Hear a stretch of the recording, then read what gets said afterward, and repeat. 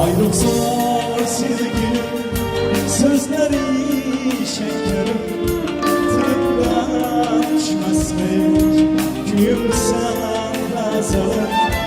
Boyunca saçayım, olamli güllerin, gelipli intizam, mutfakta küllerim.